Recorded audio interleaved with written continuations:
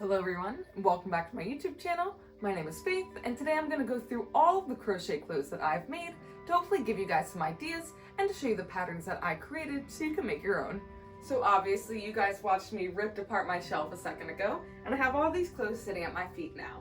What we're going to do is go one by one into 3 different categories of tops, dresses, and pants, and I'm going to show you guys each thing that I've made along with the pattern and the video so you can go straight ahead if you want to actually make them for yourself. As per usual, don't forget to hit subscribe to see all of my new content once a week with crochet videos once a month, and also head to my Instagram where I post all of my free patterns and all that other stuff as well. I have a Depop if you're looking to buy anything here, and with that, let's get right on into the video. So everybody, we are going to get started here on the bunny sweater. And this is one of the first patterns that I ever truly made entirely by myself. As you can see, we have hems all over the place, it's thick and reinforced, and it features that cute little bunny decal in the center. You can hoop it underneath like this so it becomes nice and fluffy with bell sleeves. Next up, we had the eyeball sweater. This was going pretty viral a couple years back. It was something that I'd seen people make on Pinterest, and I really wanted to make the pattern myself. So something a lot of you guys know is that I don't really like to use other people's patterns, so when I see designs on Pinterest or on YouTube, I usually just end up making them entirely by myself, going by my eyes. So these features these 2 square panels with the arms, which are just cylinders, which are just rectangles. And then on top of that, we have small little hems for the ends of the arms, but we do keep an open shoulder for the top. Up next is the extra large fairy sweater. This is a sweater that I came up with to fit that sort of whimsical trend, and I kept a nice open neck, as well as these long flowy sleeves with bows on the end. Those are super cute, but it still fits your body and has little slits for the legs, so if you threw a skirt on underneath, or if you threw pants or shorts on underneath, you could still show off more of your body without it just being one giant box. But it fits well, has a large range of movement, and it's super cute. Next up was the super off-the-shoulder camo top that I made, and this was a favorite project of mine because it was when I first really stepped into the world of different fits. It was pretty simple, even though it does have a shorter range of movement since it will fly up on you, but it's really cute and features sleeves that snug into your body, even though the shoulders themselves go so far down. It's also a little bit cropped, but not too cropped where you can still wear it out and not be an ordeal. And then for what I think is my favorite top of all time, this is my Renaissance fair style, like classic milkmaid sort of shirt, featuring an adjustable drawstring on the top. These sleeves are nice and long, and it features a ribbed pattern all the way across. However, it does have a very short range of movement. It's pretty hard to get your arms all the way up since it's made like this, but you can still move around a little bit. I love this top. It features a bunch of panels sewn together as well as the little ruffles on the top. And like I said before, the drawstring is totally adjustable.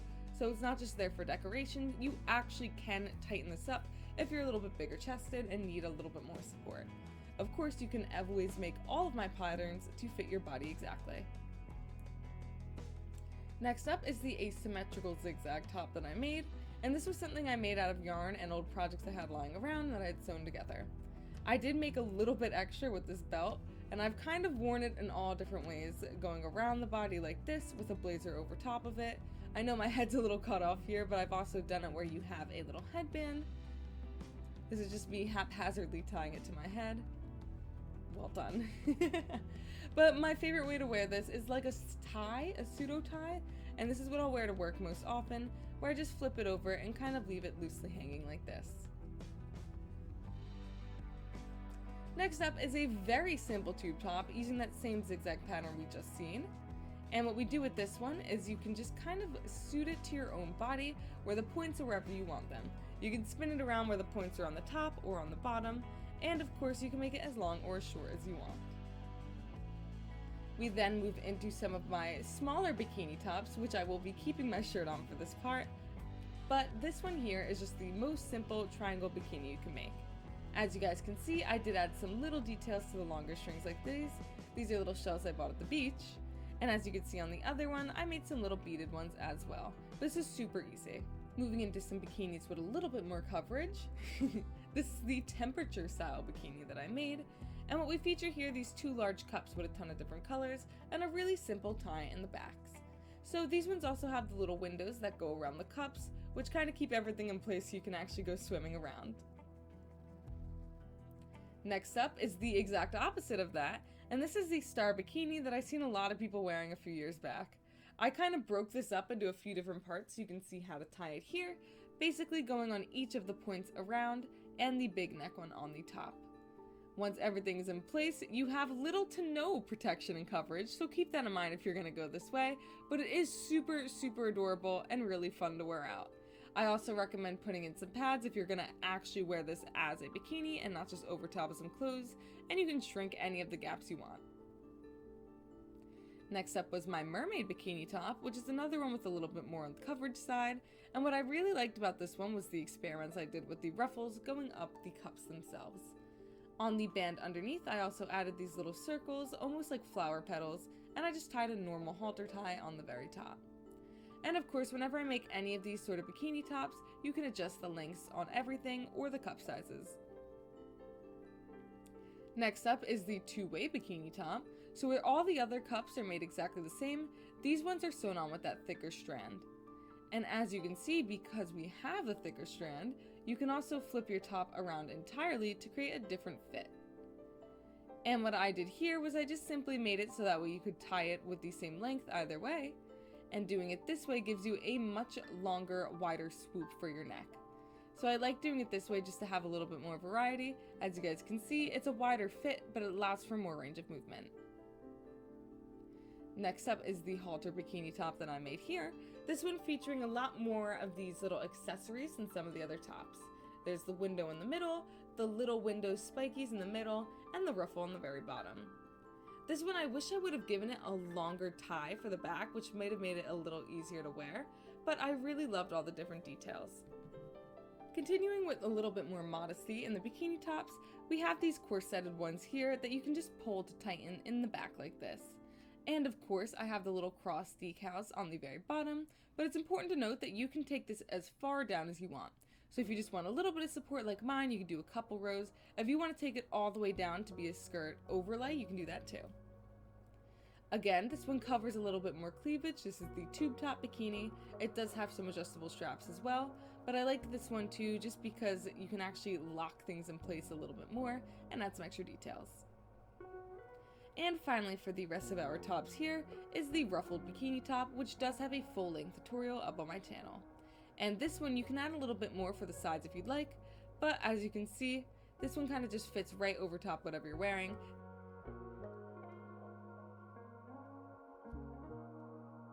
Moving on, this is the bottoms and set category, and what I'm showing you right here is this longer lingerie set I made from something I'd seen on Pinterest. So these ones feature a bunch of different shells and fan sort of patterns on the inside, and also it could be worn open or shut. As you guys see, I follow that sort of triangle shape for the bottoms, but you can make them straight across too. This has a full tutorial up on my channel. Another one with a full tutorial is this super cute little bear set that I made. I showed you how to do different faces and different skirt lengths, but this one was just a lot more cutesy than the stuff that I'm used to. I did just want to try branching out into another space. So again, we have a super mini skirt here. You can make things as long or as short as you want, up to you. For something with a bit more coverage and featuring the same bikini top as earlier, I did make this pair of shorts. Again, I still like to emphasize the little bit of the divot in the back, but you can always cover that too. These have a full-length tutorial and feature a fully adjustable hem on the top, as well as thick hems on the bottom. Now these were really awkward to try on over the leggings, but this is my cloud set, and this one is made with a very lightweight yarn, and it's made to fit your body with ties on the bottoms and on the tops. So these can be totally adjusted however you need. Again, my links will be in the description and up here on top. And this one is also a size too big on me, but this set here features a stringier look for the sides. Again, if it's something that you would like to make adjustable, you can always cut them and tie them in like this, but I loved doing the dainty tube top here. And also ignore that the top is totally folded over. Like I said, it is a bit too big on me. But I do like these sort of sets. They're very easy for beginners to put together. They're nice and simple stitches, mainly just half double crochets with a little bit of sewing for the ruffles. But aside from that, super easy and beginner sets. My final set here is this beach day set that I made, showing you just the pants first. And these actually did not take nearly as long as I would have thought, and they are a newer project, so there isn't a video up on them now. As you can see, I'm putting my tank top on to go with it. I am going to link a video that uses the exact same stitch, but if you guys are interested in seeing a full-length pattern for this set, please let me know and I'm totally down to make one. It is super simple, it just features a lot of these windows, and you really just have to sew the legs together. Everything else is really just stitching, stitching, stitching, very mindlessly and without any sewing. So super simple and really, really cute. And to finish off with our skirts and our dresses here, we are starting off with this super mini skirt, again pretty awkward to try on over the clothes. But I did come up with a longer mini skirt version which has a video. And what we did here is we created a much longer backside so this can be worn a little bit more modestly with something like the shorts that I'm wearing now underneath. And for one of my first dresses I'd ever made, this was the mini mesh dress. I loved how this dress fit. It was very form-fitting and follows the same sort of stitching as that beach set that I just showed you. But essentially all it really is a couple pieces sewn together to add that little halter bit on top instead of having a tube. Now this one here is something I'd seen somebody make on Instagram. I couldn't even find the pattern for it, so I just decided I would make one myself. So if you guys like this sort of thing and you remember the original creator, please comment it down below so you guys can go check out her video. I'm sure she has a full pattern on it somewhere. But mine is pretty short, that's why I always leave my shorts on for these videos, but I like to tie my corset around the front as well, so that way it fits the body like this. Again, usually I'd just be wearing a bathing suit instead of my shorts and stuff underneath of it like this, but you guys can do whatever you want, make things as long as you want them or as short as you want them, but anything like this is adjustable when I make my patterns. And for the final dress, this was my full-length maxi bodycon dress. This was a super simple project using only double crochets, and it simply just went all the way around the body, focusing on using decreases and increases to actually make it fit.